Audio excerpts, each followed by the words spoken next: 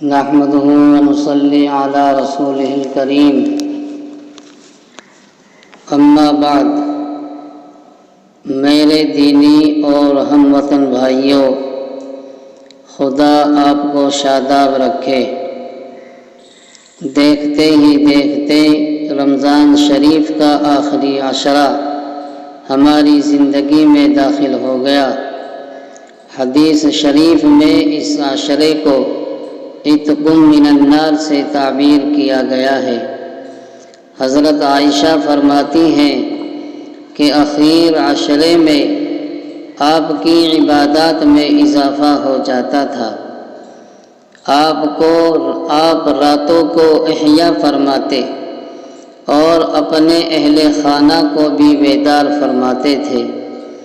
اللہ رب العزت نے امت محمدیہ کے اضافہ مراتب کے لیے شب قدر کا نزول فرمایا، جس کی تعریف خیر من الف شہر مزدہ جاوزہ سے کی ہے۔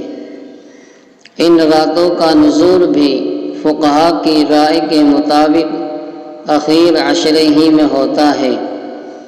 آپ کی عادت شریفہ اخیر عشرے کے اعتکاف کی رہی، اسی لیے علماء کے نزدیک اخیر عشرے کا اعتکاف سنت مؤکدہ ہے۔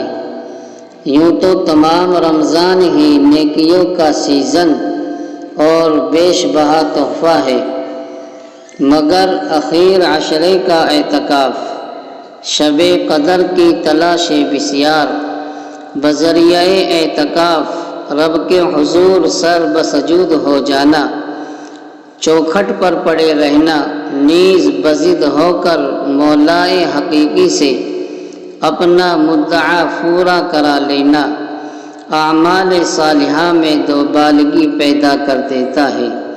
حدیث میں ہے کہ بنیت اخلاص ایک دن کا اعتکاف اللہ سے اور ایک دن کا اعتکاف سے اللہ معتکف اور جہنم کے درمیان 3 خندقیں پیدا فرما دیتے ہیں، جن کی مسافت آسمان و زمین کی مسافت سے زیادہ چوڑی ہوتی ہے۔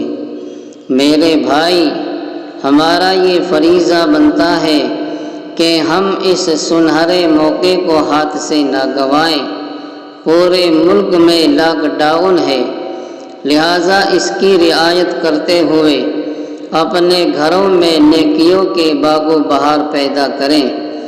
میری بہنیں بھی نیکیوں میں سبقت لے جانے کی کوشش کریں۔ بازاروں کی زینت نہ بنتے ہوئے اپنے کو گھروں میں محفوظ رکھیں، فضول خرچی سے بچیں، عید کا تہوار سادگی سے منائیں اور غربا اور اپنے ہمسایوں کا خیال رکھیں۔